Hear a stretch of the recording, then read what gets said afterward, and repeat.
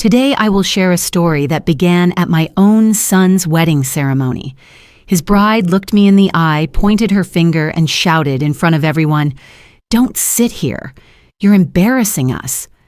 I walked out calmly, but a single call later would erase their fantasy forever, and everything they built that day would fall apart. Before we step into the heart of it, if you find these kinds of grandma life stories meaningful, remember to subscribe, and leave a comment about what justice means to you. This community has grown from shared stories, and your voice keeps it alive. My name is Teresa. I am 63 years old, a retired school librarian from Portland, Oregon. People used to call me steady, reliable, the kind of woman who never raised her voice, but never lost her ground either. I spent most of my life quietly saving every dollar for my son's future, building a life where he would never know the struggles I had faced as a single mother. That day, standing in the glow of chandeliers at the Benson Hotel, I reminded myself of every hour I had worked overtime at the public library, every canceled vacation, every night when I clipped coupons just so Ethan, my only child, could have the best education. This was supposed to be his perfect wedding day, the dream he deserved. And yet it began with a fracture I could feel the moment I stepped into the ballroom. The Benson Hotel was dazzling, almost unreal. Rows of white roses lined the marble aisle chandeliers, spilled crystal light across golden tablecloths, and a string quartet rehearsed softly in the corner. Guests in their best suits and gowns murmured politely, sipping champagne. I entered quietly, dressed in a navy blue dress that was simple, modest, but elegant. It was not expensive, but it carried dignity. It carried me. I chose a seat near the front, as any mother of the groom would, but almost immediately I felt the shift in the air. Eyes flickered toward me, whispers pressed against my back. A pair of women in sequin dresses tilted their heads, whispering behind their glasses. One man gave a low chuckle, then quickly hid it behind his napkin. I straightened my shoulders. I had faced whispers before. Being a single mother in my community had carried its own set of judgments, but this felt heavier. It was as though my presence itself had become an inconvenience. Then she appeared, Vanessa, my son's bride. She glided across the polished floor in her ivory gown, every bead catching the light. Her beauty was undeniable, and yet when her eyes locked on me, there was nothing soft in them. Cold fire blazed behind her lashes. She stopped so close that guests could not pretend to look away. She raised her manicured hand, her finger slicing the air until it landed directly on me. Her voice, sharp enough to cut glass, rang out. "Don't sit here. You're embarrassing us. People are staring." The music faltered. Conversations died mid-sentence. Even the waiters froze in their tracks. The humiliation pressed against me, a wave, threatening to pull me under. My son Ethan stood only a few feet away. His tie was slightly crooked, his hands clenched. I searched his face for courage for the boy I had raised, to stand tall in the face of cruelty. But he only lowered his eyes, staring at the polished floor, silent. In that silence, I felt something shift inside me. Not weakness, not defeat, but a quiet recognition. They wanted me gone. They thought pushing me aside would give them power. I rose slowly, smoothing the fabric of my dress with steady hands. When I spoke, my voice did not tremble. It carried calm, but also steel.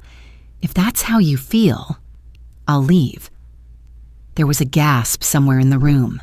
Someone muttered, "Did she just—" Another voice whispered, "Oh my God, the mother of the groom." I walked out of that glittering hall with my head held high, each step deliberate. My heart pounded, yes, but not from shame. It was something else. A deep certainty that humiliation, when met with silence and dignity, could turn into strength. As the heavy doors closed behind me, muffling the sound of music that tried to recover, I allowed myself one long breath. The chandeliers could glitter for someone else. For me, the night had only begun. They thought they had dismissed me. They thought they had erased me from my own son's story. But what they did not know was that my story was only beginning. And later that night, with one call, I would unravel every illusion they had so carefully built. The ballroom doors closed behind me, and I found myself standing on the marble steps of the Benson Hotel. The night air was sharp, and the neon glow from the hotel's sign bathed the street in a cold light. Inside, the music resumed, but out here, it was silence and space. I paused, inhaling deeply. Humiliation had tried to cling to me, but it slid away with each breath. What remained was clarity. If they wanted to strip me of dignity in front of everyone, they would also lose the foundation they had built their little fantasy upon. I reached into my small clutch bag, pulled out my phone, and scrolled to the contact that had been with me through years of planning my attorney, Margaret Chen, a woman who had seen every invoice, every transfer, every financial decision that made this wedding possible. When she answered, her voice was brisk, professional. "Teresa, what's wrong? You never call during an event. Shouldn't you be enjoying your son's big day?" I looked back at the glowing windows above where crystal chandeliers still glittered, where laughter tried to fill the space my presence had vacated. My voice was calm, stripped of hesitation. Cancel everything. The venue, the florist, the catering, every payment still pending, every check waiting to clear. Cancel them. My name, my money withdrawn. Done. There was a silence on the other end. Margaret was not a woman easily shaken, but I heard the disbelief tighten her breath. "Teresa, are you sure this is last minute?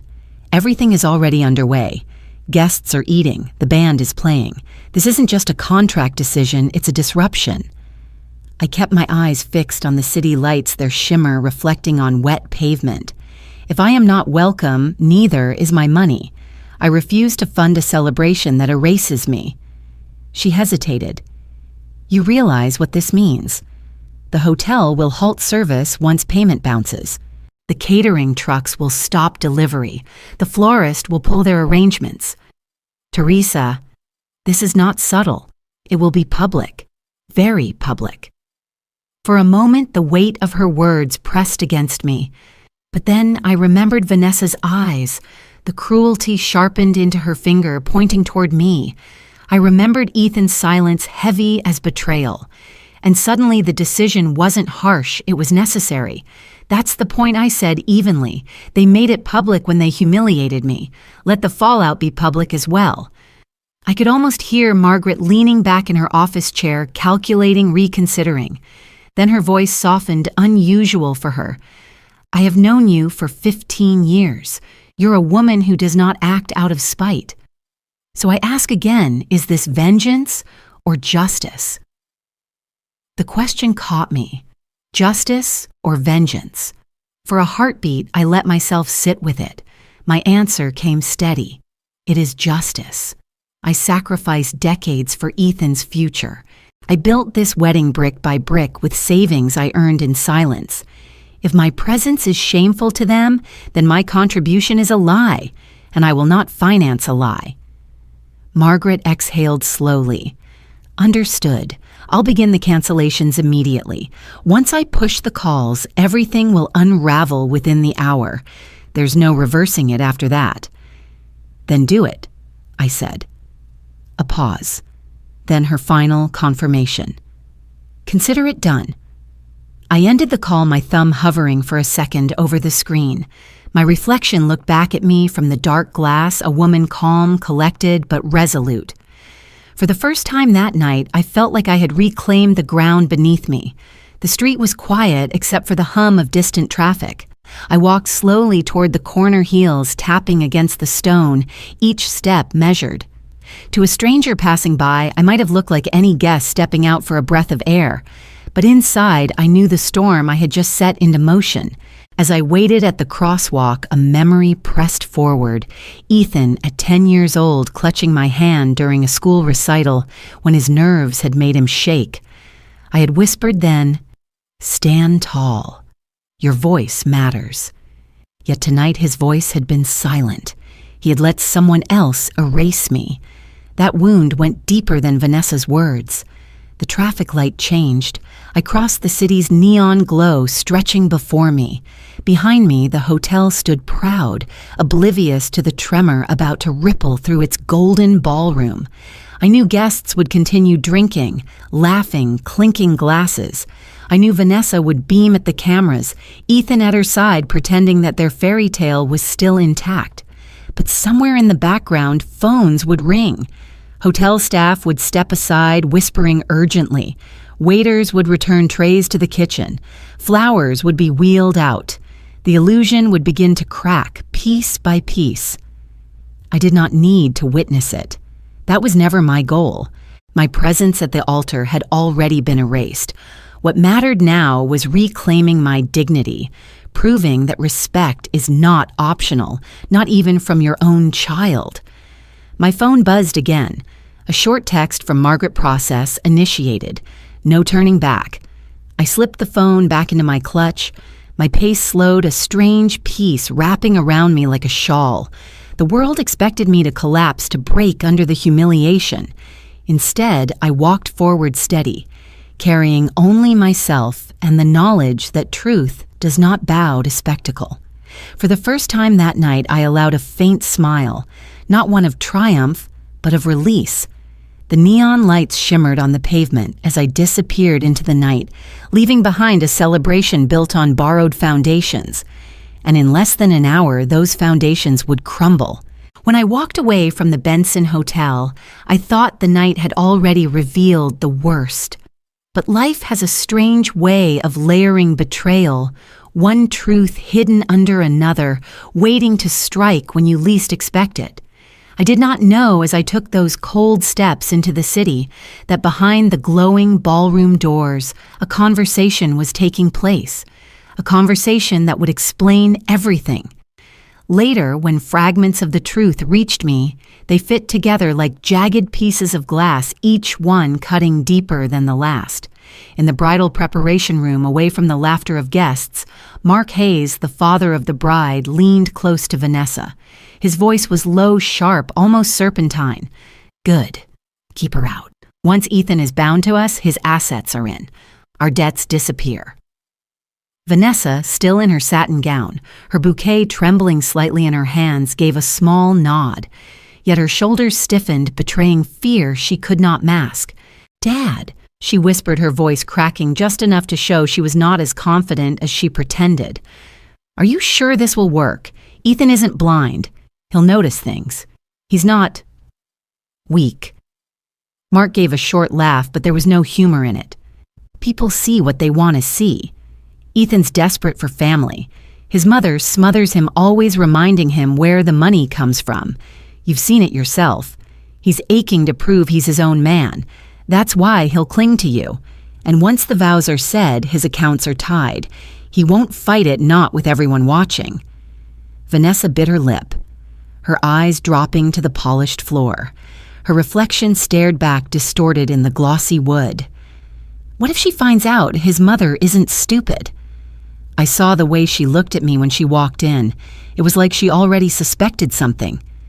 Mark's hand shot out, gripping her wrist tightly. His voice hardened. "That's why we had to humiliate her, publicly, push her out. Once she's gone, she has no say. Ethan's loyalty will be sealed to you, not her. Do you understand we needed her out of the picture?" Vanessa flinched at his grip, then nodded quickly. "Yes, I understand. I would later learn the rest." How deep his desperation ran.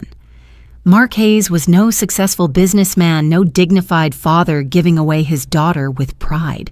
He was drowning in debt, $200,000 spread across creditors who were already circling. The so-called grand wedding was nothing more than smoke and mirrors, a way to convince the world that the Hayes family still carried status, that they were untouchable. And me, Teresa the widow who worked through decades of double shifts, who tucked away savings in silence, I had been their perfect solution. My funds financed the illusion. My son's name was the prize they sought. As Vanessa stood in that room, her hand still aching from her father's grip, doubt twisted in her chest. She wanted the jewels, the prestige, the glamorous photographs under chandeliers, but she did not want the guilt. Dad. she whispered again, softer this time. What if Ethan leaves me when he finds out? What if it all blows up? Mark leaned closer, his eyes narrow, his words venomous. It won't blow up because you will keep him distracted. Love is a fog, Vanessa. Men walk blindly through it. By the time the fog lifts, we will already be secure. Our creditors will be gone. The money will be ours. Do you want to go back to scraping pennies, hiding from collectors? Or do you want to live the life you've been promised? Her throat bobbed as she swallowed. She gave another nod, but her eyes shimmered with unease. That was the heart of the conspiracy. It wasn't just vanity or pride. It was survival cloaked in silk and champagne. A father using his daughter as leverage. A daughter torn between fear and greed. And my son, my only son, caught in their snare. When I eventually pieced these truths together, my chest tightened with both sorrow and fury. Ethan, blind to it all, thought he was stepping into love. But what he stepped into was a trap built on my silence, my sacrifices. And then I understood why Vanessa's words to me had carried such venom. Don't sit here. You're embarrassing us. It had not been about embarrassment at all. It had been strategy. Erase me publicly, sever Ethan from his roots, and secure their hold without interference. The cruelty of it burned. Yet beneath the sting, a new clarity rose. My call to Margaret had not just been a strike of dignity. It had been a defense my soul must have sensed even before my mind caught up. By pulling my funds, I had pulled the rug out from under their carefully built facade. Still, the knowledge weighed heavy. Because while the contracts crumbled and the decorations were carted away, Ethan stood unaware, smiling at a woman who saw him as a key, not a companion. That image tormented me, my son standing before a minister, his vows sincere, his heart open, while behind the veil of her smile, Vanessa's thoughts spun only of ledgers and escape from debt. I clenched my hands whenever the thought came.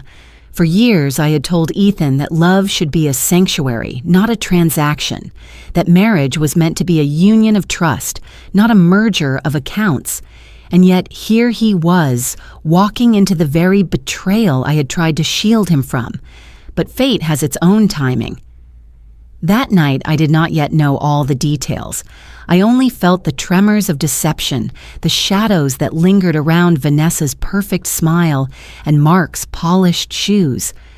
Later, when the pieces came to me, I saw how close Ethan had come to losing everything, not just his wealth, but his sense of self.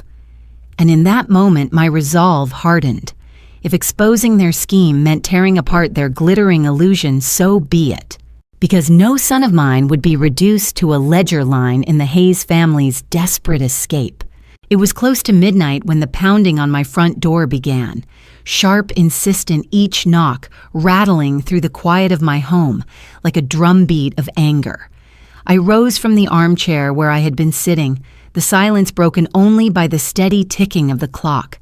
My chest tightened. I knew who it was before I even opened the door. Mom Ethan's voice cut through the night as soon as the door cracked open. His face was flushed. His tie loosened his eyes, wild with rage. "What have you done? You destroyed our wedding."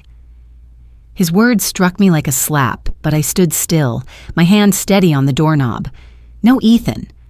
I said, my voice quiet but firm. "I didn't destroy anything. I stopped funding my own humiliation." He pushed past me, storming into the living room.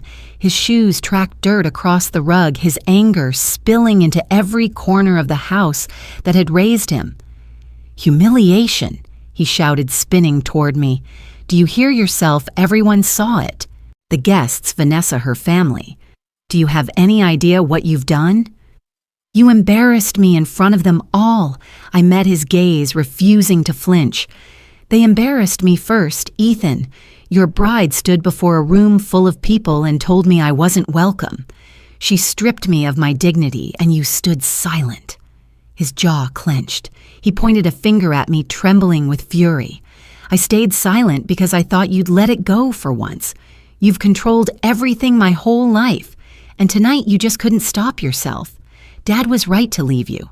controlling, selfish. That's who you are." The words landed heavy like stones dropped into my chest. For a moment I could barely breathe. My son, the boy I had fed, clothed, and protected, was now throwing daggers sharpened by someone else's lies. I steadied myself. My voice didn't rise, but it cut through his anger like a blade through cloth. "If that's truly what you believe, Ethan, then let your bride's family pay for the wedding. Let them carry the cost of their grandeur. My money will not." He scoffed, his face twisting with disbelief. "So this is about money? Of course it is. That's all it's ever been with you, hasn't it? The bills, the savings, the sacrifices you love to remind me of. You think waving your checkbook makes you the victim?" I felt the sting of his words, but I held my ground. "This isn't about a checkbook. This is about respect. I built a life for you out of scraps and sleepless nights, and in return, I asked only for honesty and decency." Tonight, both were thrown in my face, his fists curled at his sides, his shoulders heaving. "You don't understand, Mom. I love Vanessa. I love her family. They've shown me more warmth than you have in years. They support me. They believe in me." The bitterness in his tone sliced through me, but beneath it, I heard something else. Desperation, perhaps even fear. He wanted to believe the Hayes family's love was genuine because admitting otherwise would unravel everything. I stepped closer, my voice softening though the steel remained. "Ethan, listen to yourself." Warmth, belief. "They insulted your mother in public with no shame, and you call that support love that requires you to betray your own blood? Isn't love at all. It's manipulation." He turned away, his hands gripping the back of the sofa, his knuckles white. "You always see the worst in people. That's your problem. You don't trust anyone. You never did with Dad, and you're doing it again now. Maybe you just don't want me to be happy unless it's on your terms." A deep ache spread through me, but I refused to let it swallow my voice. "Happiness built on deceit doesn't last, Ethan. One day when the facade cracks, you'll remember these words, and you'll realize I wasn't your enemy, I was your shield." His head snapped back toward me, his eyes glistening with unshed tears, though his anger kept them burning. "Stop pretending you're noble. You wanted the spotlight tonight. You wanted control, and when you couldn't have it, you destroyed everything. That's the truth." For a long moment, we stood locked in silence, the air thick with words we could never take back. The clock ticked on, steady and indifferent to the storm tearing through the room. Finally, I let out a slow breath. "If you truly believe I wanted control, then I won't fight you anymore. But I will not fund a wedding where I am treated as disposable. If Vanessa's love is as strong as you claim, let her family bear the cost. Let them prove it." His chest rose and fell, his anger wavering for just a second. But then he shook his head, retreating behind pride. "You'll regret this, Mom. When I walk down that aisle without you, when you see me build a life with Vanessa, you'll regret pushing me away." I felt tears threaten at the edges of my eyes, but I refused to let them fall. Perhaps I whispered, or perhaps you'll see that I was the only one willing to stand for you, even when you couldn't see the chains tightening around your neck.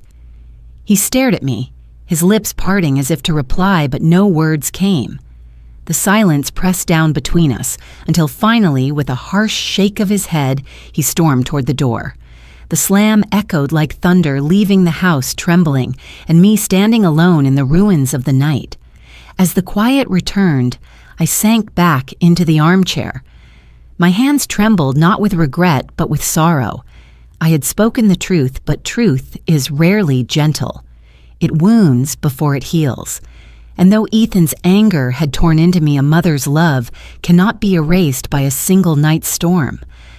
I whispered to the empty room, my voice breaking yet resolute. "One day, Ethan. One day you'll see." The clock ticked on indifferent as the house settled back into silence. The next morning, I sat at my kitchen table nursing a lukewarm cup of coffee. I hadn't bothered to reheat. The The house was quiet except for the ticking of the wall clock each second, reminding me how much had changed in a single day. My phone buzzed on the counter, a new email sliding into my inbox. I reached for it absently, thinking it might be Margaret with an update about the canceled contracts. But it wasn't Margaret. The subject line read, "Final payment confirmation, Maldives Resort and Spa." I frowned confusion knitting my forehead. I hadn't booked anything remotely close to that. With trembling fingers, I tapped the screen. The email unfolded in sharp black and white. Total amount charged $27,000. Paid via American Express ending in 49-21. That was my card. My card. I scrolled lower, pulse quickening. Under reservation details, it listed honeymoon package 7 nights, all inclusive. My throat went dry as I read the line that froze me in place, primary contact Vanessa Hayes. For a long moment, I couldn't breathe. It was as though someone had punched me straight in the chest. The betrayal wasn't subtle this time. It was bold, written out in crisp digital letters, daring me to deny it. I whispered into the silence, my voice breaking. They used me. My hand shook as I pushed the chair back and stood. The floorboards creaked under my weight. Rage and humiliation coursed through me in equal measure, heating my skin. But underneath it all sat something colder, clarity. This wasn't just a matter of being humiliated in public anymore. It wasn't about being told I was unwanted at my own son's wedding. This was theft. This was exploitation so shameless it made my stomach churn. I grabbed my laptop, opened it, and forwarded the email to Margaret with a single line typed in deliberate strokes. "This isn't just humiliation, it's theft." Her reply came faster than I expected. "Teresa, this charge is unauthorized. They had no legal grounds to use your card. We can dispute this immediately, and I'll ensure the resort cancels the booking. But are you prepared for what comes next? This may escalate." I stared at her words. Escalate. How much more escalation could there be? They had already dragged me through shame in front of an entire ballroom, called me controlling, dismissed me as if my years of sacrifice meant nothing. And now Vanessa had reached straight into my pocket to fund her dream getaway, as though I were nothing more than a faceless bank account. My fingers flew across the keyboard. Do it. Cancel everything, block the card, file whatever complaint we need. I want every dollar frozen. I hit send before hesitation could whisper otherwise. But even as I did, my chest tightened. My son's name pulsed at the back of my mind, Ethan. Did he know? Did he stand beside her when she booked a $27,000 fantasy with my credit card? Or was this all Vanessa's scheme, pushed by her father? Mark's desperation. I pushed the laptop shut, the click echoing like a slammed door. My reflection stared back at me from the glossy surface, tired eyes, a tight mouth, but underneath that, a steel I thought I had lost years ago. I remembered every sacrifice. The nights I worked double shifts after their father walked out so Ethan could go to college without debt. The savings I scraped together for years to give him stability. And now this. His silence at the wedding had already cut deep, but silence in the face of theft, that would be unforgivable. The phone rang, startling me. Margaret again. I answered quickly. "Teresa," she said, her voice brisk. "I just got off the call with the Maldives Resort. The booking was indeed made a month ago under Vanessa's name. They confirmed the payment source was your card. I filed a fraud claim with the bank. The funds will be held, but they'll likely push back. Vanessa may try to argue she had your consent. Consent." My laugh came out sharp, bitter. Did I give my consent when she told me to get out of my son's wedding? Did I give my consent when Ethan stood by and said nothing? Margaret's silence on the line carried a sympathy she didn't need to put into words. She cleared her throat. "Teresa, this isn't just a legal matter now. If you want, we can push this into civil court. But before that, you need to decide something. Do you want this battle to be private, or do you want people to see exactly who they are?" Her words lingered. I knew what she meant. Community shame. The phrase had hovered in my mind ever since last night when I walked past dozens of eyes that looked at me with pity as Vanessa shouted me out of the ballroom. They wanted to humiliate me in front of an audience. They wanted whispers to spread. Perhaps the only way to fight back was to show the world their truth, greed, deceit, entitlement. But I wasn't ready yet. My anger was raw, but I needed precision, not recklessness. Not yet, I told Margaret, my voice steadier now. Freeze the money first. That's step one. Then we decide how to cut deeper. Understood, she replied. When I hung up, the house was still quiet. The clock ticked on. Outside, sunlight spilled across the garden where I once watched Ethan play as a boy. I closed my eyes and saw him again, 10 years old, running through the sprinklers, laughing as if the world were nothing but joy. My throat tightened. How did we come from that boy to this man who let his bride strip me of dignity and dollars alike? I clenched my fists. No more tears. They had taken enough. I pulled out a notepad from the drawer and wrote 2 names at the top, Ethan, Vanessa. Beneath them, I drew a line and wrote $27,000, Maldives, theft. I stared at the words, letting the ink dry, letting the truth sink in. They thought they had bound Ethan's future to theirs with my money.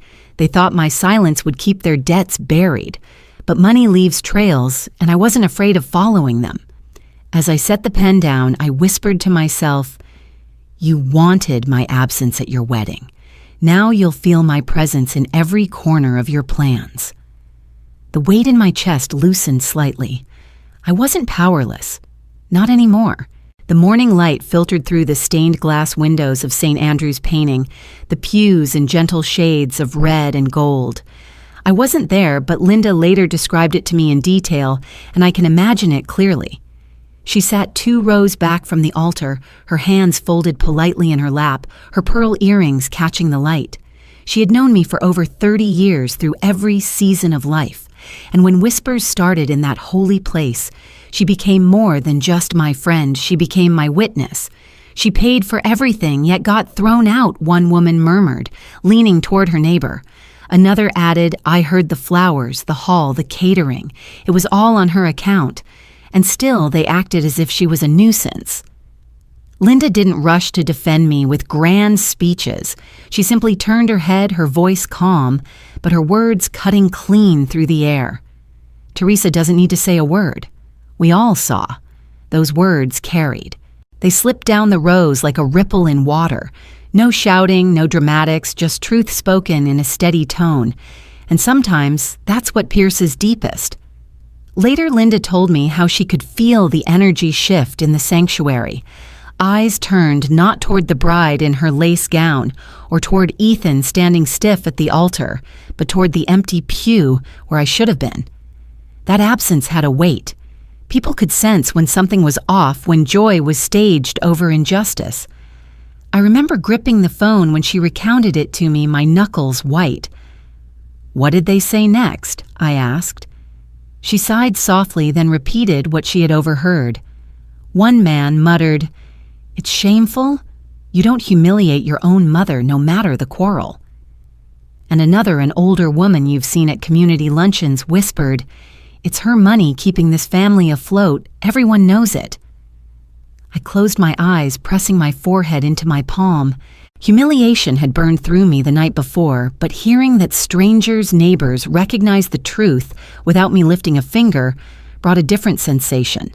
It wasn't revenge exactly. It was something steadier, quieter, vindication. Linda hadn't planned a campaign on my behalf. That wasn't her way, but she knew silence could be powerful when chosen carefully. So when others spoke, she listened. And when someone questioned whether I was exaggerating, she answered plainly. Teresa stood in the ballroom door. We saw Vanessa raise her voice. We saw Ethan do nothing. That is enough. Her words settled into people's minds like stones at the bottom of a well, simple, undeniable, impossible to remove. The whispers didn't end in the church. After the service, small knots of guests gathered on the steps outside, sunlight spilling down on their polished shoes and pastel dresses. They didn't speak of the vows or the music. They spoke of me. Imagine your son allowing that, someone said, shaking his head. Money's gone to their heads, another muttered. Linda remained measured. She didn't embellish, didn't add fire. But when Vanessa's cousin laughed nervously and said, "I'm sure it's just family drama," Linda fixed her with a look and replied, "Family drama doesn't cancel checks and max credit cards. Look at the facts." That shut the cousin's mouth. And just like that, community shame took root, not through anger, but through undeniable observation. People had seen, they had heard, and the truth has a way of traveling faster than lies, especially in a town where faces meet again and again at the grocery store, the bank, the post office. When Linda came to my house that evening, she brought a casserole in her arms as though this were just another neighborly visit. But the look in her eyes told me she carried more than food. She carried stories. I let her in, setting the dish on the counter. "Tell me everything," I whispered. She sat across from me at the kitchen table, folding her hands. "Teresa, you don't need to fight this alone. People saw. They're already talking. You don't need to defend yourself. You don't need to shout. The shame belongs to them, not to you." Her calm made my chest ache. "But Ethan," I began. Linda shook her head gently. "Even if he refuses to see it, others do. You raised him, yes. But the way he treated you, others won't forget that. It lingers. It leaves a mark." Tears stung my eyes, but I blinked them back. I didn't want to weep. Not now. Do they hate me?" I asked softly, almost childlike in the asking. She leaned forward, her voice steady. "They pity him. They pity Vanessa. But you, no one hates you, Teresa. They admire your dignity. You walked away when you were insulted, but you didn't scream. That matters." I inhaled deeply, the first breath that didn't feel like a weight on my lungs in days. Community shame wasn't something you could force. It had to grow on its own, fed by truth and seen through unfiltered eyes. And now it was beginning to bloom. People could ignore rumors, but they couldn't ignore what they had witnessed. A mother dismissed, a son silent, a bride ungrateful. That night, as I lay in bed, Linda's words echoed in my mind. "Teresa doesn't need to say a word. We all saw." I realized then that silence paired with truth was sometimes the loudest voice of all. The phone began ringing before breakfast. I wasn't the one answering, it was Mark Hayes. But Linda told me later what she heard from a florist's assistant who repeated the call. The voice was firm, almost apologetic. "The contracts were under Teresa. It's over." Another vendor echoed the same. "We can't continue without her authorization. Our agreements were signed with her name, not Vanessa's." I didn't need to lift a finger.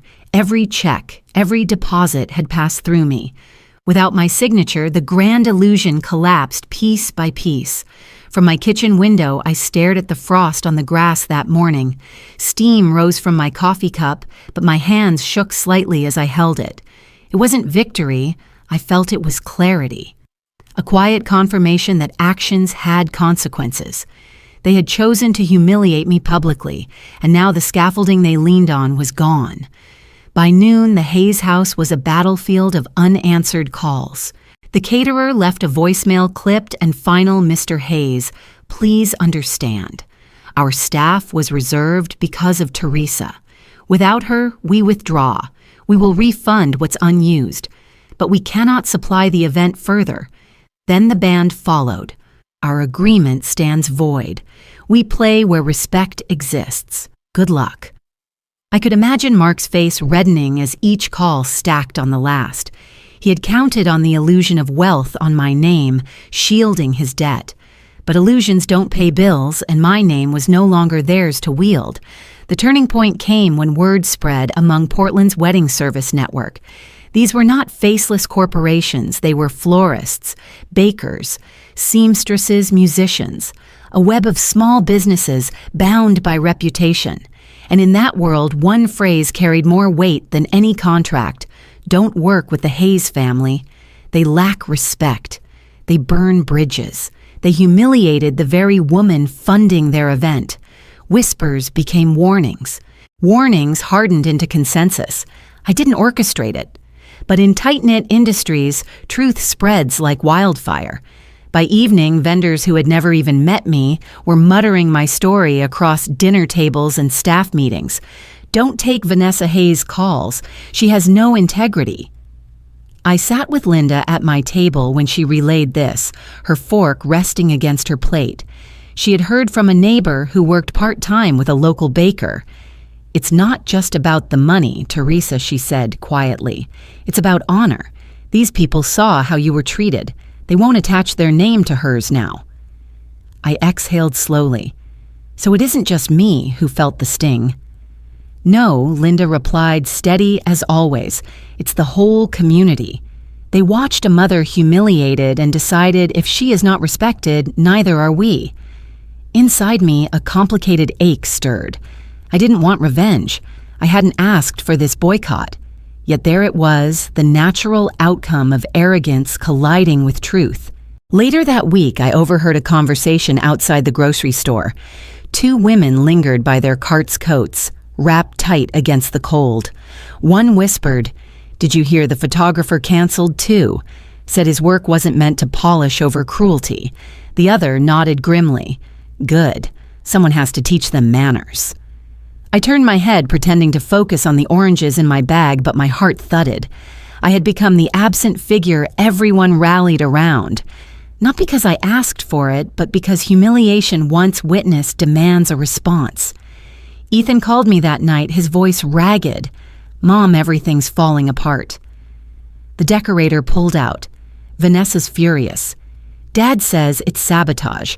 Tell me you didn't start this." I pressed the receiver close, closing my eyes. "I didn't need to start anything, Ethan. Your actions started it for you." He groaned. "Please, just fix it. Call them. Tell them you'll stand behind us again." I tightened my grip. My son's plea cut deep, but it also revealed how little he understood. Respect isn't a switch, Ethan. You don't flip it off in public and expect it back by demand. You chose silence when they pushed me out. Now silence answers you in return. He cursed under his breath, then hung up. I sat for a long time afterward, the quiet pressing against my chest. The house was still, yet the weight of every vendor's decision seemed to hum in the air. They weren't just canceling services, they were canceling trust. And once trust fractures, it doesn't rebuild with apologies whispered too late. 2 days later, Margaret called with updates from her office downtown. "Teresa, I thought you should know." The Portland Wedding Association circulated an informal notice. Hayes family, high-risk unprofessional conduct. It's not official paperwork, but everyone treats it like law. I felt a strange mix of sorrow and release. "So it's done?" "Yes," she answered gently. "Their reputation is unraveling. And it won't stop at weddings. Once people doubt integrity in one corner, they begin to doubt it everywhere." I rested the phone on my lap, staring at the worn grain of my dining table. The thought pressed in on me I hadn't needed revenge. I had needed dignity. And when I claimed it by walking away, the world did the rest. That night, Linda poured us both a glass of wine. We sat on my porch, wrapped in blankets against the chill. She lifted her glass slightly. "To silence," she said with a small smile. I clinked mine against hers, voice low but firm. "To truth." And in the distance, the Hayes household burned with phone calls, unanswered contracts, dissolved, and a community's judgment sealing their fate. I hadn't stepped foot inside St. Matthew's since the incident at the wedding. The old stone church had been a place of solace for me. Once baptisms, Christmas services, quiet evenings of prayer when grief weighed heavy after my husband left. But now it became the stage for another revelation, one that I didn't even witness firsthand. Word reached me through Linda. She was at the parish that morning helping arrange hymnals when she overheard what transpired. Later, as we sat at my kitchen table, she recounted it with a gravity that pressed against my chest. Vanessa and Mark had arrived unannounced. Their faces carried the strain of desperation. With vendors abandoning them and their reputation collapsing across Portland, they had scrambled for a solution. They thought perhaps a stripped-down ceremony at the church could salvage dignity. Pastor Richard Mark had begun, his voice strained but polite. "We'd like to hold a small ceremony here, just family.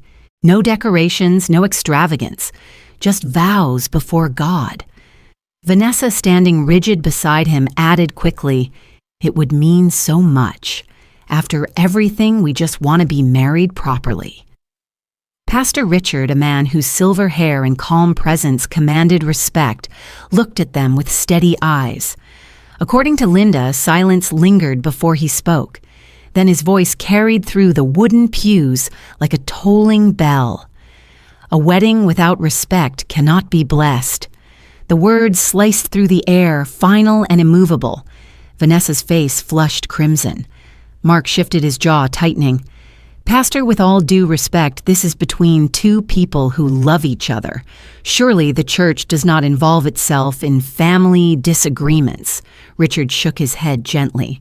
"Love without respect collapses into pride, and pride has no place at the altar. I cannot in good conscience bless a union built on the humiliation of a parent." Linda told me that the pews were empty, but the words seemed to echo as though 100 witnesses stood in judgment. Vanessa's lips trembled as she tried to protest. "It wasn't like that, she..." But the pastor raised a hand, stopping her. "Every voice in this town has carried what happened. We all saw, we all heard. This church is not a place to rewrite truth." Mark's voice hardened. "You're refusing us. After all the years we've supported this parish." Richard's reply was calm but firm. "Support is not measured in checks or appearances. It is measured in humility in how we treat one another. Teresa gave and you discarded her. That choice now bears fruit." The words spread like wildfire. By evening, the phrase, "A wedding without respect cannot be blessed," had already traveled beyond the church walls. It moved from lips to phones, from phones to neighborhood porches. By the next day, it had become less a phrase and more a sentence, a verdict stamped by the moral authority of the community. I sat at home that night when Linda told me, her voice hushed but resolute. My hands wrapped around a teacup, and yet my fingers trembled slightly. Not because I feared the judgment, but because it was no longer mine alone to carry. The church had spoken, and in small towns like ours, such pronouncements linger longer than ink on paper. The next Sunday, I went to service quietly, unsure if I would be welcomed or shunned. I sat in the back pew, my heart pounding as hymns rose around me.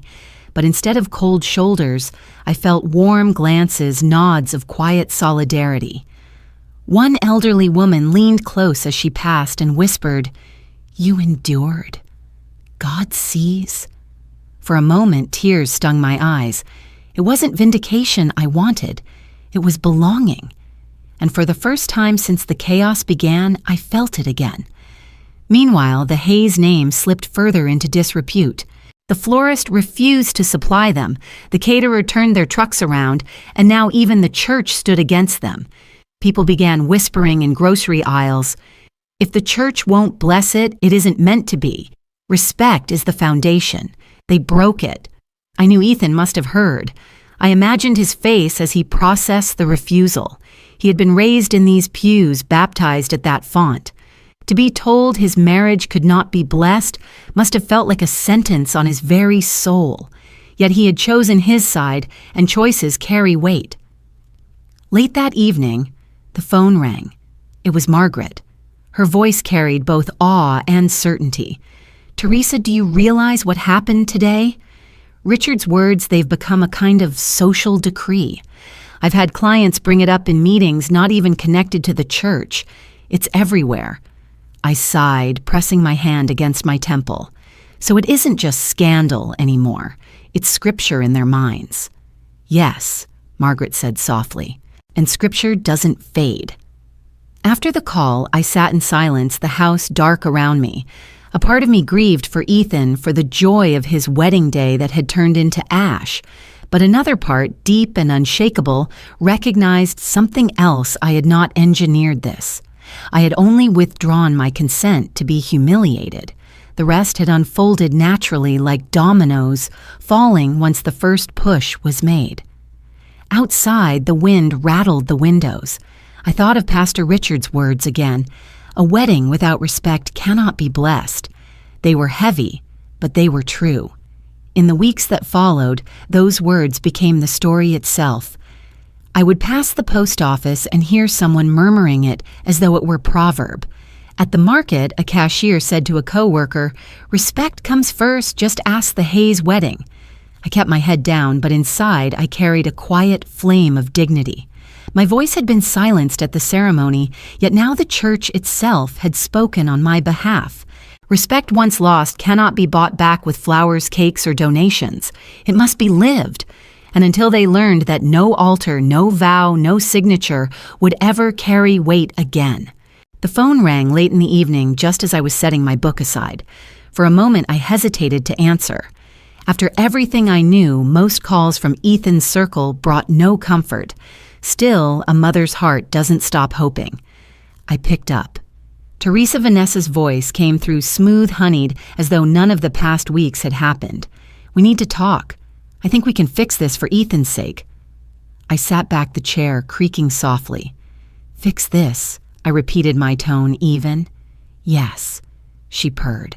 We were all emotional. Words were said, misunderstandings blown out of proportion. But what matters now is Ethan. He's under so much stress. His reputation, his future, it's all hanging in the balance. Surely you don't want to see your only son suffer. Be reasonable. Do this for Ethan. Her words coiled like smoke trying to slip into every crack of guilt I carried. For a moment my chest tightened, because yes, Ethan was my son. I had held him as a baby, watched him take his first steps, worked 2 jobs so he could play soccer, scrape together savings so he could go to college. Every sacrifice had been for him, but the memory of standing outside the ballroom, told to leave my own child's wedding, returned sharper than glass. The church's refusal echoed again in my ears. A wedding without respect cannot be blessed. I drew a steady breath. "Vanessa," I said firmly, "you told me to leave, and I did. I respected your command. Now pay for your own fantasy. Don't come to me as though nothing happened." For a heartbeat silence. Then her tone shifted, the mask slipping. The sweetness drained from her words, replaced by steel dipped in venom. "You bitter old woman," she spat, "always clinging to control. Ethan deserves better than you. He always has." Her cruelty pierced, but it also clarified. The truth was spilling out now, not hidden behind pretty pleasantries. I let the sting wash through me, then answered with calm finality. "Then he can marry better too. If I'm so unworthy, then let him build a future without me. You wanted me gone. Remember that when the bills come due." On the other end, her breath hissed, a sharp intake of fury. For the first time, I could imagine her face, clearly jaw-tight eyes, burning lips twisted not in charm, but contempt. "You think you've won, Teresa," she snapped. "This isn't over. People will forget the gossip. We'll rebuild. You'll be nothing but a lonely old woman in that house." I closed my eyes for a second, steadying myself. If loneliness is the price of dignity, I'll pay it gladly. At least my bed is mine, my conscience. Mine, my respect intact. Can you say the same, Vanessa? The line went quiet again, save for her shallow breathing. Then, with a sharp click, the call ended. I set the receiver down gently, though my heart still thudded. The venom of her words lingered, echoing in the stillness of my living room. Bitter old woman, unworthy mother, alone. The accusations clung like shadows, but alongside them came something else, relief, because the mask had fallen at last. No more honeyed lies, no more fake smiles. I had seen her true face, and in that truth, there was clarity. I rose and walked slowly to the window. Outside, the night stretched quiet, the street lamps glowing against empty sidewalks. For the first time in weeks, I didn't feel like prey in a game I hadn't chosen. I felt like a woman who had drawn her boundary and stood firm.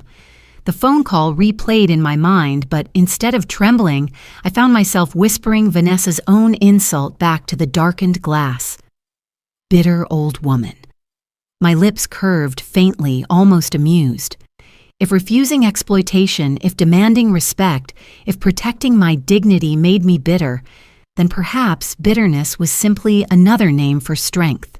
The following day, Linda stopped by with muffins, her way of checking in without making it obvious. I told her briefly about the call, and she shook her head, her eyes flashing. Vanessa's unraveling, Linda said. That's why she lashed out. People lash hardest when they're cornered. Her words still sting, I admitted softly. They're meant to, Linda replied. But don't forget, Teresa, everybody's already seen what kind of woman she is. You don't have to prove anything. I nodded, grateful. Still, part of me couldn't help replaying Ethan's absence. His silence cut deeper than Vanessa's insults ever could. Why hadn't he called? Why hadn't he asked, Mom, is this true? Instead, he had let her speak for him, her venom becoming his silence. That night, I sat again by the phone, staring at it foolishly, hoping it might ring, that maybe my son would defend me or at least ask for my side. It didn't. And slowly I realized something. Vanessa's words were cruel, but they also revealed the cost of silence. If Ethan would not shield me, if he let her spit poison into the air unchecked, then perhaps he had chosen his path. I could not carry both his dignity and mine. He had to choose his own. I poured myself tea and sat by the window once more. The night was quiet again, but my heart was less unsettled. The venom had lost its power. It revealed too much about her and too much about him. When the gossip spread next, because gossip always does, I let it wash over me. Some neighbors mentioned the fight. Others repeated her insult as though quoting scripture. But each time I heard it, I stood straighter. Because I knew I had answered not with rage, not with tears, but with a line that could not be erased. Then he can marry better, too. Those words became my shield, not spiteful, not vengeful, just truth spoken plainly. And truth I was beginning to see carried farther than any poison ever could. I wasn't there the morning it happened, but in a town like Portland, news moves faster than wind across the Willamette. By noon, the story had reached my doorstep, carried by whispers, by neighbors, by the slight glint in people's eyes when they told me. Mark had been spotted at a downtown cafe, the kind of place where businessmen in tailored suits clink cups and pretend every conversation is casual. But that day, the air was anything but casual. He walked in looking smug. Linda later told me, having heard it firsthand from her cousin who worked at the cafe. Sat down like he owned the place. But the room turned on him. I could picture it vividly. Mark in his fitted jacket, flashing a smile that used to pass for charm. His hair neatly combed, his phone placed on the table like a badge of status. For years he had carried himself that way, projecting confidence, ambition, the kind of man who wanted everyone to know he belonged to the higher rungs. But debt, like truth, has a way of slipping through any disguise. Across the cafe, a man rose from his table. Tall, stern voice, low but cutting. Mark Hayes, he said loud enough for ears to perk. I've called you 3 times this week. My invoice has been sitting for 6 months. You dodged me at the office, so here I am. Every spoon froze mid-stir. Conversations faltered. People leaned closer. Mark's practiced grin faltered. Let's not do this here, he muttered. But the man stepped closer, setting a folded document on the table. You owe me $12,000. Not tomorrow. Not next quarter. Now. Another voice chimed in from a booth near the window. That's funny, I'm waiting on my payment too. Been 4 months, Mark. Thought maybe your mailbox broke. Chuckles rippled sharp and unkind. And then came the fatal blow, whispered at first, but spreading like fire. He can't even pay his debts yet. He flaunts a grand wedding. Who funded that circus? One by one, faces turned toward him, eyes narrowing, lips curling with disdain. Portland's business circle thrived on appearances, credit, reliability, respect. Without those, a man was finished. Mark's face burned crimson. He stammered something about delayed accounts, temporary setbacks, but no one listened. The cafe had transformed into a courtroom, the community his jury, and the verdict was already sealed. I imagined him clutching his cup, trying to sip as though nothing had cracked. But humiliation has a taste that cannot be swallowed. Later that day, Linda recounted more details. One man stood, threw a $10 bill on the counter, and said, "That's more than Mark's ever paid me back." The whole place laughed. I closed my eyes, absorbing the cruelty of it. Part of me pitied him, not because he didn't deserve the confrontation, but because the collapse of pride is a public death. Yet another part of me, sharper, older, less forgiving, thought of Vanessa, of the bills she'd thrust upon me, of the words she had spat in our last phone call. Perhaps humiliation was the only currency they understood. That evening, I sat in my kitchen with a cup of tea, reflecting on the news. For years, Mark had treated me as though I were invisible, just Ethan's aging mother. Polite smiles, perfunctory greetings, nothing more. But now, his name was being dragged through every office corridor, every social circle. Businessmen who once shook his hand now shook their heads. And the irony was not lost on anyone. The very wedding they had flaunted as a symbol of wealth and class had become the mirror of their debts. The Maldives trip, the extravagant venue, the designer gowns, it all spoke of money they never had, money pulled from others, money they never intended to repay. The community had its own way of restoring balance. A week later, I walked past the same cafe, curious. Two men at an outdoor table spoke in low voices, but I caught their words. "Stay clear of Hayes," one said. "A man without honor is poison in business." His companion nodded, stirring his coffee slowly. And to think he married into it. Birds of a feather. They didn't notice me, nor would they care if they had. Their words weren't meant for me, but I carried them with me all the same. Because for so long, Vanessa and Mark had wielded humiliation like a weapon against me, cutting me down, making me feel small, disposable, unworthy of respect. Now the weapon had turned, and the cuts they inflicted on others were bleeding back upon them.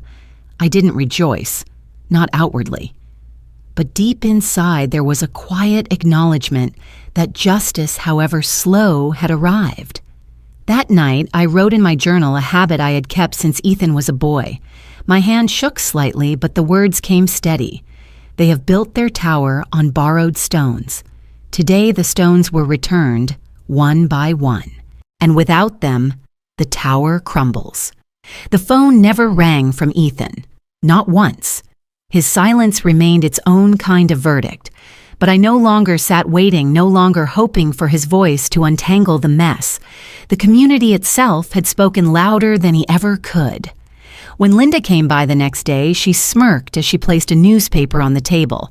There was no article, only a gossip column tucked between business notes. But there it was, Mark Hayes, once touted as Portland's promising young entrepreneur, faces mounting whispers about unpaid debts. His public clash at a local cafe has left many questioning his reliability. As one source put it, trust is worth more than a wedding. I folded the paper neatly, setting it aside. For the first time in months, I felt no tremor of shame, no sting of exclusion. Their world was beginning to taste what they had served me. I looked at Linda and said quietly, "Sometimes you don't need to raise your voice. Sometimes the truth raises itself," and she, ever my faithful friend, nodded. Yes, and now they can't silence it. It was late evening when I heard the knock, a hesitant, uneven rhythm, not the confident rap of someone who felt welcome. I opened the door and found Ethan standing there.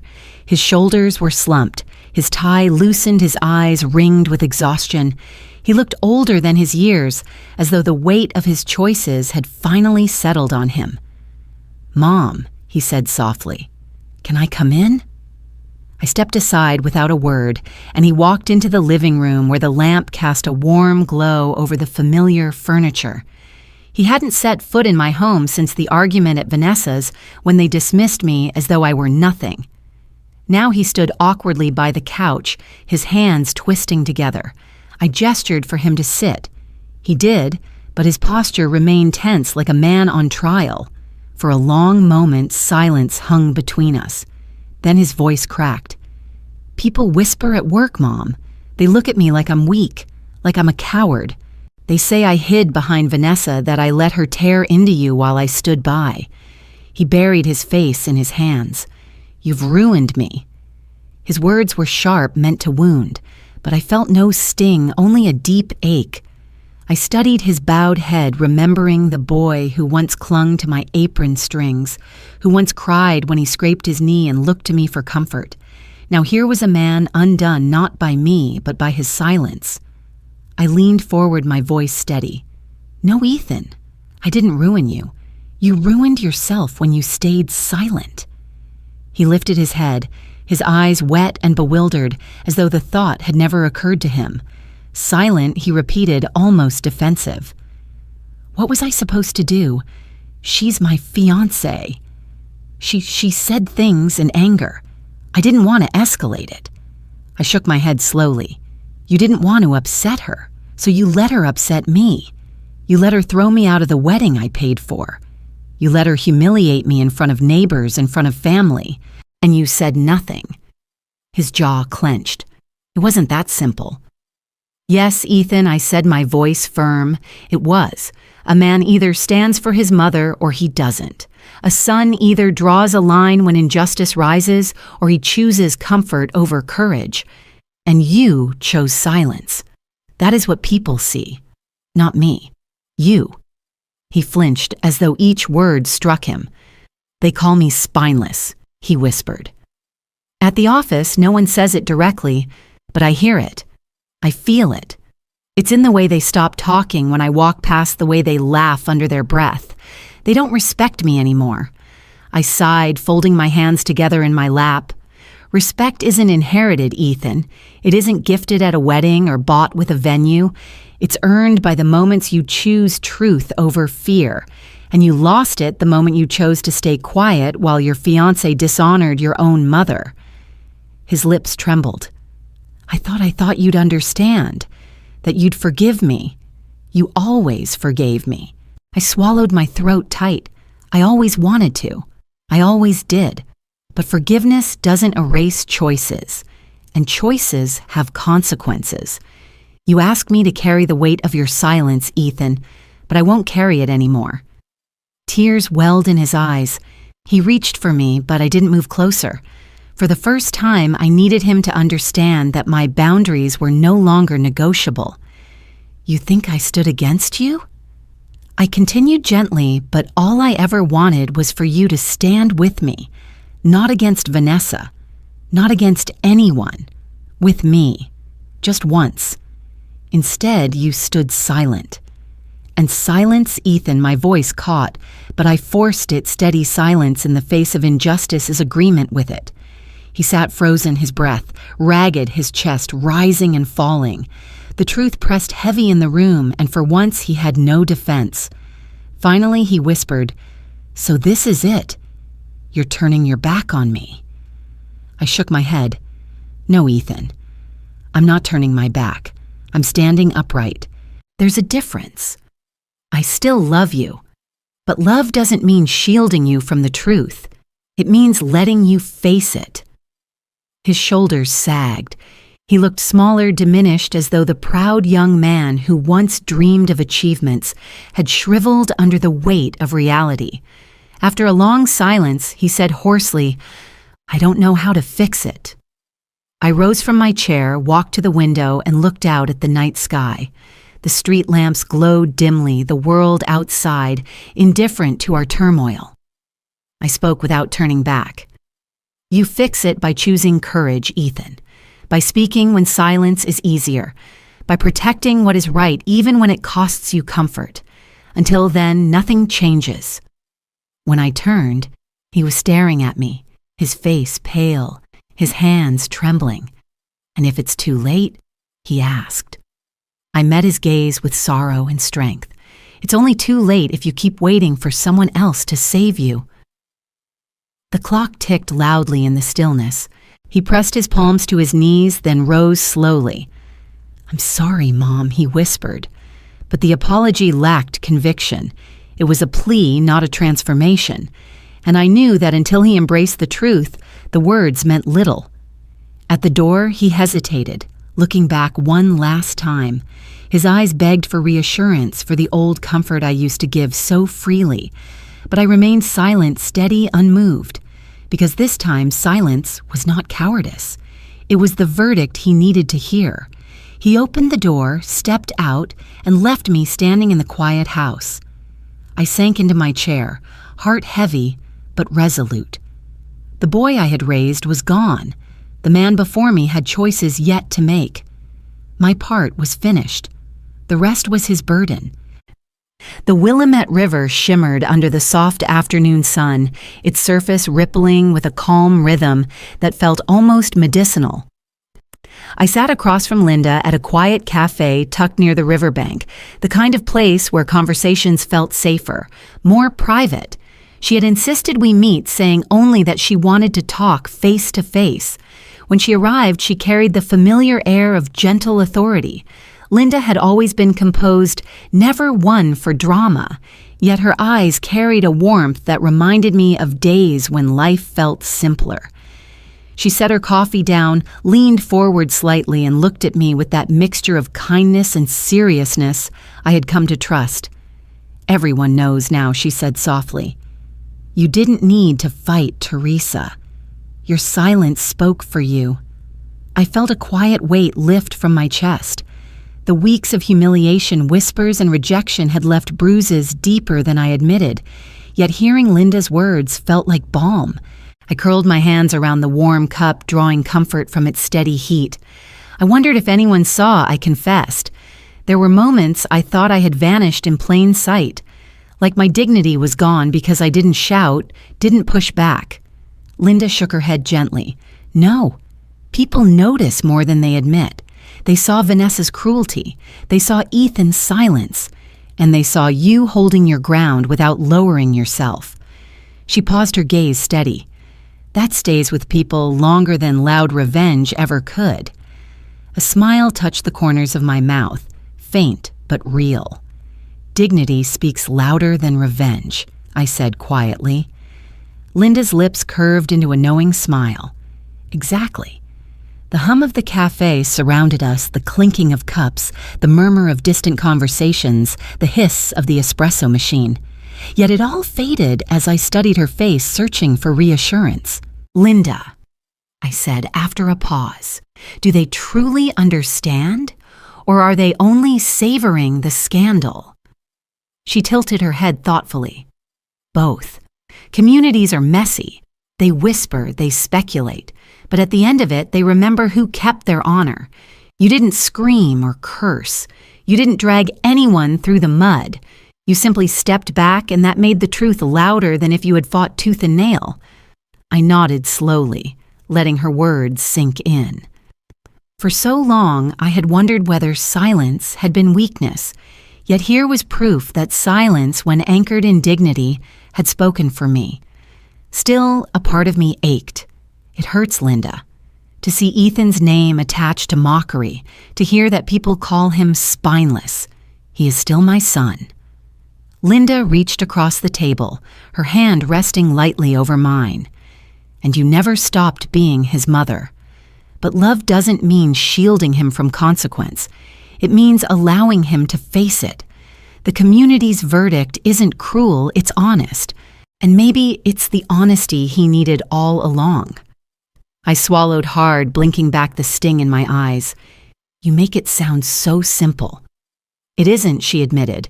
"It costs something to take the quiet road. It costs pride, it costs comfort. But in the end, Teresa, what do you have left? Your dignity. And that's more than Vanessa or Mark can claim." Her words wrapped around me like a gentle shield. For weeks I had endured isolation, carrying the suspicion that silence equaled surrender. Yet in that moment I saw it differently. Silence could be a testimony, a mirror reflecting the truth others refused to confront. I sipped my coffee, the bitterness grounding me. "Do you think people will forget?" I asked softly. "Forget? No," Linda said firmly. "Portland is a city, but it has the memory of a village. They will remember how Vanessa sneered, how Mark flaunted, how Ethan kept his mouth shut. And they will remember how you carried yourself when all eyes were on you. That kind of memory lasts. Her assurance pierced through the fog of doubt that had followed me for so long. For the first time, I allowed myself to breathe fully, deeply, without the weight of defense. You always had a way of seeing through the noise, I told her. Linda smiled. Maybe. Or maybe it's just easier to see from the outside. When you're in the storm, it feels endless. But from here, I can tell you the storm is already breaking. I glanced out the window at the river. Sunlight scattered across the surface, small diamonds dancing with each ripple. I let myself imagine that the water carried away the bitterness, sweeping it into currents that no longer belonged to me. You know, Linda added after a pause, there were people at church who defended you even after Pastor Richard refused the blessing. They whispered to me that he was harsh, that maybe he should have shown more grace. A flicker of surprise stirred in me. Truly, truly, she said with certainty. Not everyone spoke it aloud, but they felt it.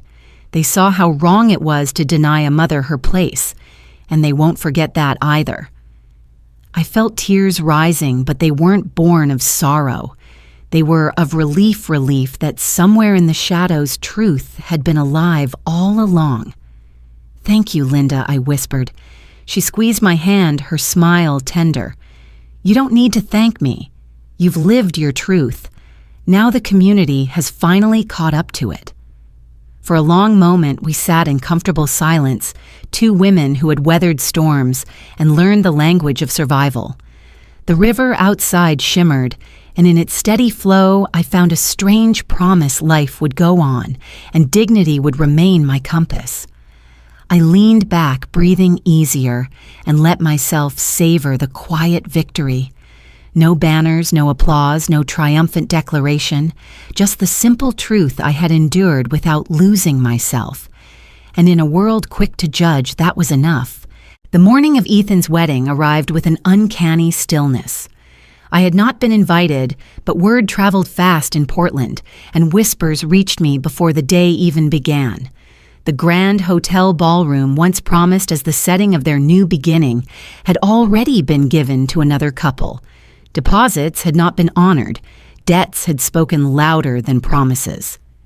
By the time Ethan and Vanessa walked into the building, the truth was waiting like an executioner. From a distance, through the eyes of neighbors who could not resist telling me, I learned the details. The chandeliers glowed for strangers. Tables were draped in colors that belonged to another bride, and the air held none of the fragrance of flowers Ethan once claimed he had ordered. When he and Vanessa pushed open the doors to the ballroom, it was not their names on the welcome sign, not their guests filling the seats. It was silence. An empty room save for a few indifferent staff who barely glanced their way. I imagined Ethan's face, the disbelief first, then the shame creeping in as he realized no mistake had been made. This was no scheduling error, no misprint on an invitation.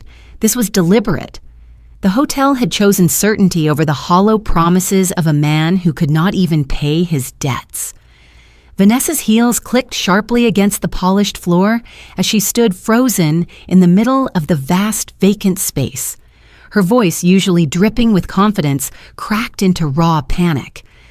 "They're laughing at me," she whispered then louder. "They're laughing at me. At us." Her words echoed off the walls, mockery made audible by emptiness itself. Ethan sank onto one of the chairs pushed awkwardly against the wall, his head falling into his hands. The suit he wore, pressed and proud that morning, now looked like a costume fabric straining to cover a man stripped of pride. "I can't," he muttered, his voice barely holding. "I can't fix this." Vanessa whirled toward him, her eyes wild, lined with mascara that had already begun to smudge. "Fix it." There was nothing to fix. Everyone knows. They didn't come because they knew, indeed, the guest list that once boasted dozens of names had dwindled to none. Not a single friend, not a single colleague, not a single family member had arrived to watch vows spoken. The message was brutal in its simplicity. They were not worth celebrating. I pictured Ethan staring at his phone, refreshing messages that would never arrive. Vanessa pacing, clutching her bouquet, as if its wilting petals could still save her from humiliation. And in that sterile ballroom, the truth at last stripped away their illusions. Vanessa's sobs filled the silence. She pressed her fists against her face as though she could block out the reality closing in. "They hate me," she whispered again and again. "They all hate me." Ethan did not answer. Perhaps he knew that it wasn't hatred, but contempt, a colder, quieter judgment. A community that had watched his choices, his silences, his betrayals, and decided he no longer deserved their witness. I was told he sat for nearly an hour in that empty space, unable to rise, unable to leave, while Vanessa stormed and wept and clung to her fantasies, unraveling strand by strand. Staff eventually asked them to go politely but firmly. The ballroom was not theirs. It never had been. For me, hearing these details carried a strange ache, not of triumph, but of inevitability. I had warned Ethan with my silence, shown him what it meant to stand with dignity. He chose the opposite. He chose vanity, deception, and cowardice. And now the day meant to crown. His defiance had turned into his undoing. Later, someone confided that guests had indeed received invitations, but had quietly agreed not to attend. A collective refusal, a silent boycott. The community had passed its verdict without shouting, without confrontation, just absence. And in that absence, Ethan and Vanessa found the full weight of their choices. I imagined him replaying every moment when he could have spoken for me, but did not, when he could have resisted Vanessa's schemes, but chose convenience instead. Each silence now echoing louder than any defense. Vanessa, on the other hand, could not hide her rage. "This is your fault," she hissed at Ethan as they finally left the hotel. "You let them do this to us. You let your mother poison everything." But her words rang hollow. It was not I who had poisoned their day. It was truth, patient and unrelenting, that had seeped through the cracks. By evening, photographs spread, not of their wedding, but of the other couple who now danced under the chandeliers surrounded by laughter and music. Neighbors who had peeked into the hotel lobby carried stories back like souvenirs, how the bride and groom everyone once knew were nowhere to be seen, how an empty ballroom had been their witness instead. "They're laughing at me," Vanessa had said. And in a way, she was right. But the laughter was not cruel. It was the kind that rises when arrogance collapses under its own weight. Ethan, I was told, returned home, silent, his phone buzzing with unanswered calls from creditors. Vanessa locked herself in her room, vowing never to show her face in public again. And me, I sat quietly by my window that night, watching the lights of Portland flicker across the river. For the first time in a long time, I felt no need to defend, no need to explain. The world had spoken without me. Their wedding had turned to ash not by my hand, but by the natural course of truth, finding its way into daylight. And in that quiet realization, I knew dignity had been enough. The cabin at Cannon Beach was small, wooden, and worn smooth by years of salty winds. I'd rented it long ago for weekends I thought I would share with family, but life had other plans. Now it belonged only to me, a sanctuary where no voices could reach unless I let them. The waves outside kept their rhythm steady and indifferent, while the fireplace inside hummed with a low, constant warmth. I poured myself a glass of red wine and settled into the chair by the window. The glass caught the reflection of the sea, turning the dark liquid into something alive, like the sunset itself had melted into it. I held it gently, savoring not the taste, but the stillness it represented. My phone vibrated on the table beside me. I knew who it was before I looked.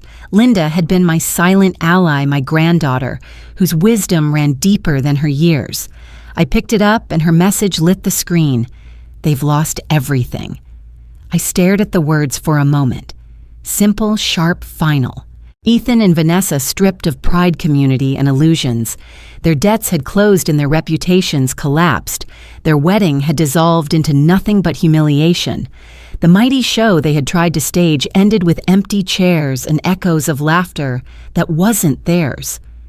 For years I had wondered if dignity was enough to fight cruelty.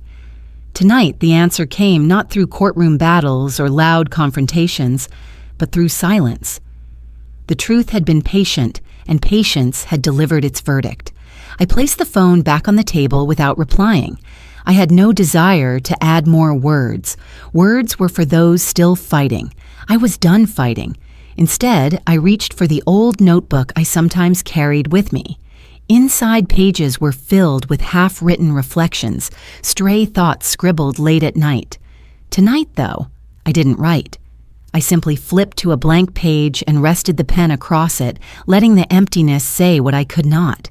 After a while, I unlocked my phone again, not to answer Linda, but to open the camera. I aimed it at the ocean where the waves shone under the rising moon.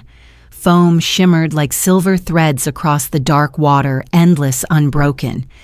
I took the picture, then uploaded it to my page with a caption that came naturally without effort.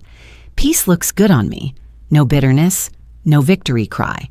Just truth. As the post sent, I leaned back, listening to the surf beyond the window. I imagined the ripple it would cause not among enemies, but among those who had watched me all these years. Friends who had doubted neighbors, who had whispered family who had turned away. Now they would see. Not vengeance, not ruin, but peace. And they would understand that was my justice. The glass of wine warmed me as it slid down a slow burn, grounding me in the present. I thought of Ethan, of the little boy he once was, who ran through sprinklers in summer and begged me for another slice of apple pie. Somewhere in that boy, goodness had existed. Somewhere along the way, he had buried it under fear, vanity, and silence. I grieved for that loss, not for the man he had become, but for the child he had left behind. Vanessa's face also drifted into my mind, painted with vanity one day and streaked with mascara the next. She had mistaken conquest for love, manipulation for power. Now all she had left was the mirror, and the reflection it gave her could no longer be softened by wealth or applause. But I refused to linger there. To dwell on them now would be to carry their weight, and tonight was not theirs. Tonight belonged to the waves, to the quiet pulse of the ocean, to the peace that filled this small cabin. The clock on the wall ticked softly. Outside, gulls called once and then were gone. The world moved forward as it always did. I closed my eyes and let the rhythm of the sea match the rhythm of my breathing. For the first time in years, I felt whole, not because they had fallen, but because I had chosen not to fall with them. Not because the community had judged them, but because I had refused to let their judgment define me. My phone buzzed once more, another message from Linda perhaps, but I ignored it. I didn't need updates. The story had already ended. I whispered to myself, voice steady, almost a prayer. Dignity speaks louder than revenge. The room answered only with silence, and that silence felt like the sweetest applause. I finished my wine, set the glass down carefully, and pulled a blanket across my shoulders.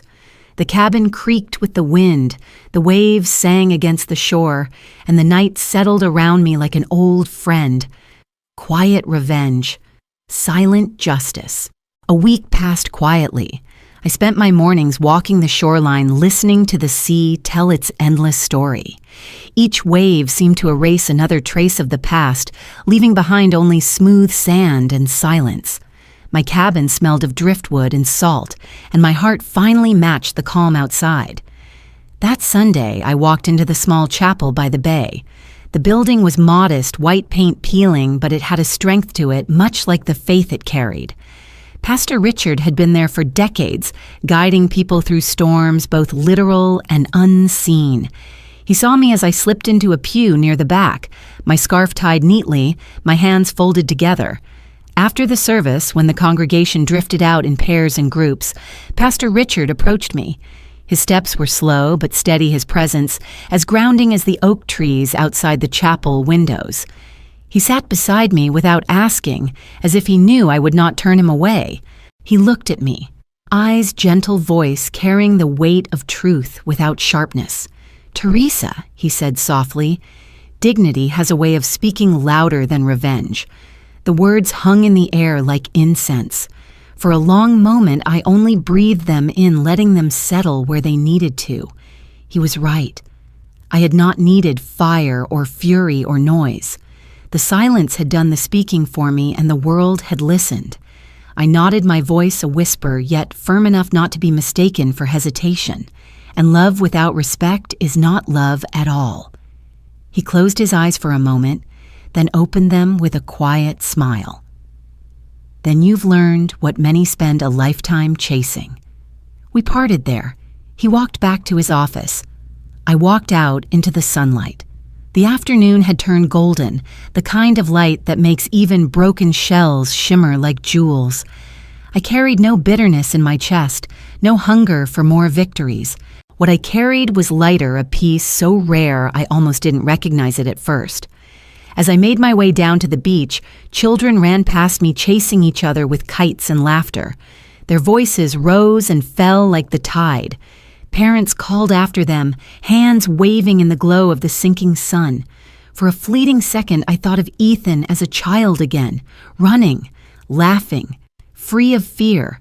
If I closed my eyes, I could almost hear his young voice before silence became his prison. My heart ached, but softly, like an old wound that no longer bled. I walked further until the sand cooled beneath my feet and the waves touched my shoes. The ocean stretched wide before me, vast and forgiving, holding more secrets than I ever could. I let the wind lift the edges of my scarf, felt it brush against my cheek, as though the sea itself was telling me I had done enough. I whispered to the horizon, though no one could hear, "Justice doesn't always shout. Sometimes it just arrives." The sun lowered, spilling its last light across the water. It painted the waves in gold, turned the gulls into shadows gliding toward the horizon. I slowed my steps, wanting to savor every detail, the salt on my lips, the chill in the breeze, the way the world seemed to bow to evening without complaint. Somewhere behind me, life carried on, cars on the road. Voices in the distance, the hum of a world still chasing noise. But here, along the edge of the ocean, there was only peace. I thought of Linda, of her courage to whisper when others stayed quiet. I thought of Pastor Richard, who saw dignity not as weakness, but as strength. And I thought of myself not as a victim, not as a fighter, but simply as a woman who had chosen to remain whole. As I walked, I realized something deeper. Revenge had never been mine to take. Life had delivered its own verdict without my hand pushing it forward. What I had protected was not just my pride, but my soul. When the last sliver of sun disappeared, I stopped. The horizon glowed with the final breath of day, and I let the scene imprint itself on me, not as an ending, but as a reminder. I turned back toward the cabin slowly, my footprints trailing behind me. The waves reached out to wash them away, and soon they would vanish as all things do. But what remained could not be erased: the truth, the peace, the quiet justice. No more whispers, no more battles, just the sound of the sea, the memory of love, and the certainty that dignity once chosen never leaves you. And in that moment, as the sky deepened into twilight, I felt complete.